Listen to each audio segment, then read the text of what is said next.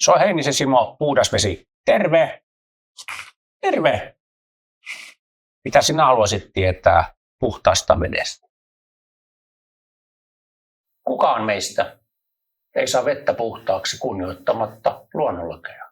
Koska teemme säännöllisesti työtä myös kentällä, on meillä aina ajantasaista tietoa niin vesihuollosta kuin vesihuollon ongelmista.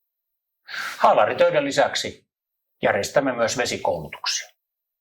Lakisääteisellä vesityökortilla varmistetaan, että talous- ja allasvesijärjestelmien parissa työskentelevillä on riittävän laaja osaaminen vedenkäsittelystä.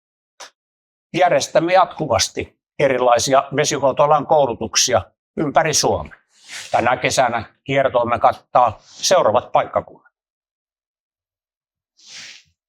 Tiesitkö muuten, että olemme myöntäneet viimeisen 20 vuoden aikana reilusti yli 14 000 vesityökorttia? Jos olet kiinnostunut vesityökortin suorittamisesta tai haluat ajantasaistaa tietosi puhtaasta vedestä, ota yhteyttä. Älä ole huolissasi, me tunnemme veden.